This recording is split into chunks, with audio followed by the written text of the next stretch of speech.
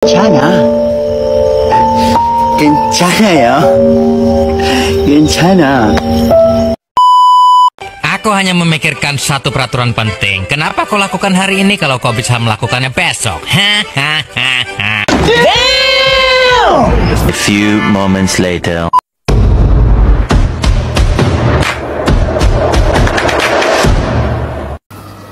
Bismillahirrahmanirrahim. Assalamualaikum warahmatullahi wabarakatuh. Hamdan syukran lillah ma ba'du. Yang saya takdimi pengasuh Pondok Pesantren Zainul Hasan Genggong Al-Mukarram Kiai Haji Muhammad Hasan Mutawakil Allah SHMM. Yang saya hormati Bapak Rektor Universitas Zainul Hasan Genggong Dr. Abdul Aziz Wahab BA MAG.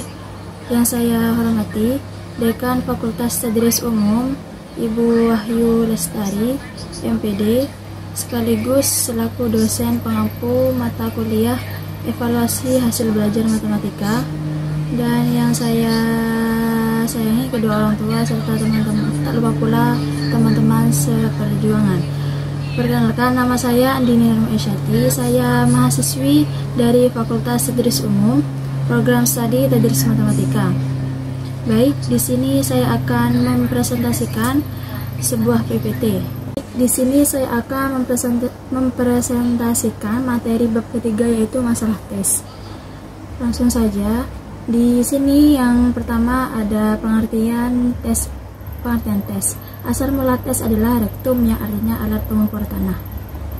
Tahun 1980, Sachs menjelaskan bahwa serangkaian tugas yang diamati mewakili atribut pendidikan.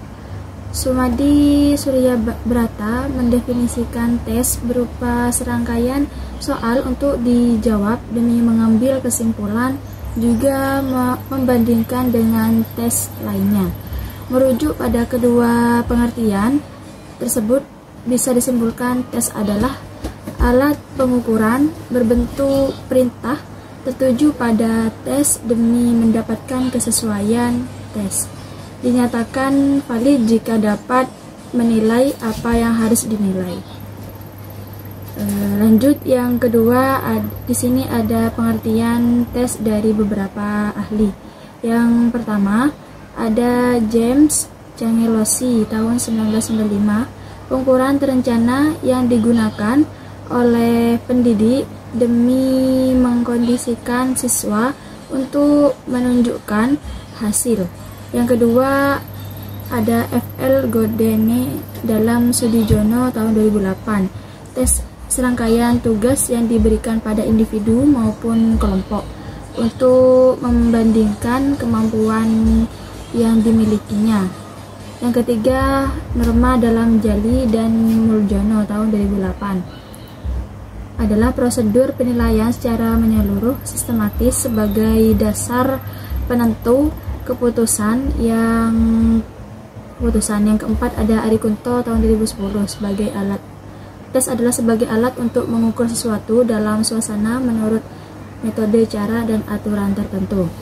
Dan yang kelima ada Sudijono tahun 2011, merupakan metode dilakukan untuk mengukur dan menilai dalam pendidikan yang berupa pertanyaan atau tes yang mewakili perilaku atau kinerja menuju pada data hasil pengukuran.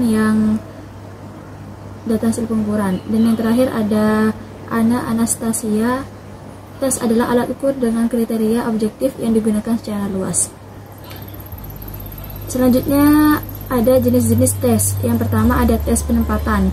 Tes penempatan adalah cara menilai kemampuan dasar seseorang siswa agar dapat dibimbing sesuai dengan kemampuan dasarnya. Yang kedua ada tes formatif. Tes ini atau pembinaan adalah tes berkala dalam proses belajar mengajar, meliputi seluruh satuan pendidikan yang diajarkan. Lalu yang ketiga ada tes diagnostik. Tes ini digunakan untuk menemukan penyebab ketidakmampuan belajar siswa dan pertanyaan dengan tingkat kesulitan rendah. Dan yang terakhir ada tes sumatif. Tes sumatif adalah evaluasi belajar tahap akhir, tujuannya mengukur keberhasilan siswa secara keseluruhan. Selanjutnya ada tes kecakapan.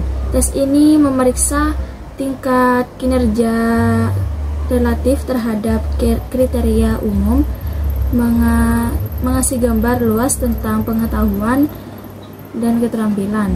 Lalu ada tes internal. Tes internal ini dilaksanakan bagi mahasiswa demi mengambil mata kuliah tersebut. Pelaksanaannya pada akhir kursus yang berbentuk ujian akhir. Selanjutnya ada tes eksternal.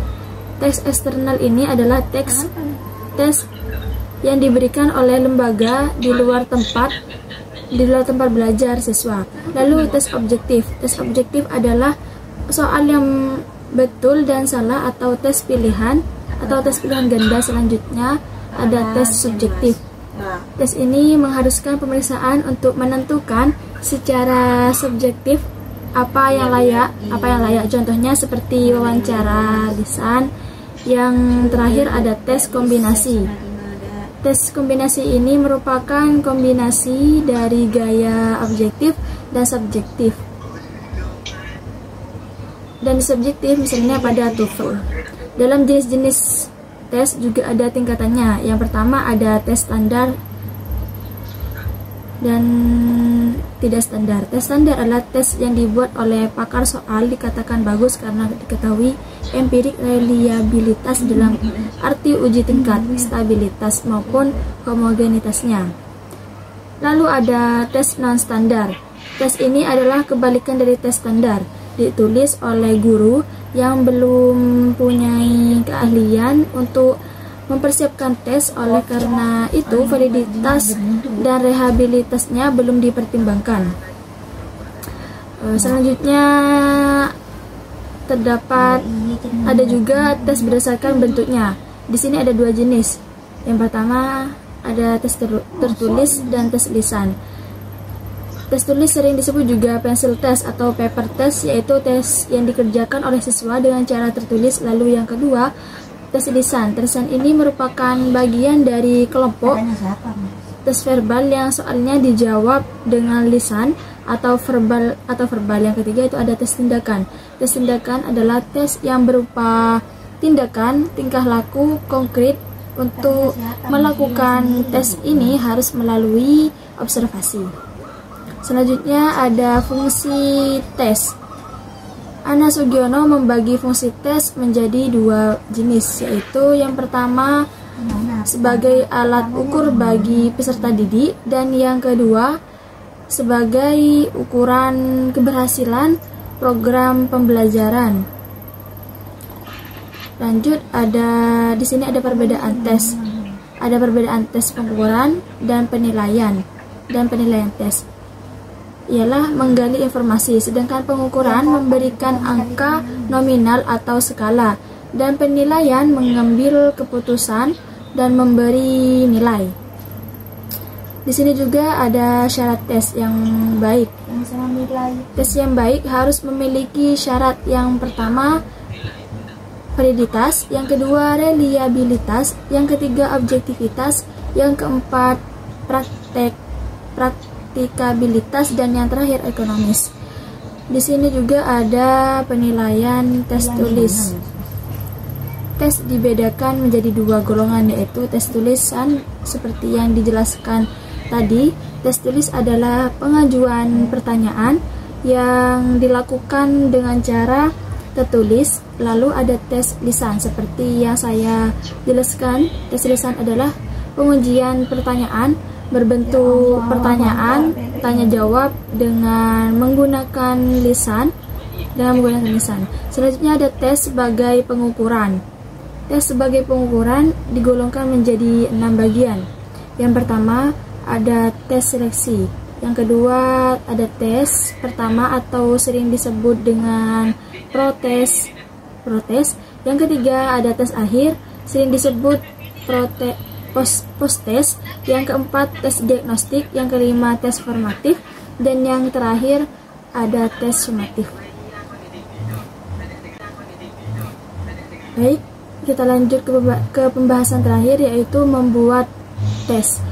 Hal yang perlu diperhatikan untuk menyusun tes yaitu yang pertama, menyiapkan dan menentukan tujuan melakukan tes. Yang kedua, pemilihan materi dan batasan bahan yang diuji. Yang ketiga, tentukan format dan jenis tes. Yang keempat, tujuan harus dirumuskan untuk setiap materinya. Yang kelima, perilaku siswa harus diidentifikasi. Yang keenam, aspek yang diukur harus tepat. Yang ketujuh, menentukan jumlah item tes dan mencatat item berdasarkan TIK yang tercantum pada tabel TIK. Yang kedelapan, menentukan skor. Yang kesembilan, menyusun kisi-kisi. Dan yang terakhir adalah membuat soal mengacu pada kisi-kisi. Baik, mungkin hanya itu saja yang bisa saya sampaikan. Kurang lebihnya mohon maaf. Wassalamualaikum warahmatullahi wabarakatuh.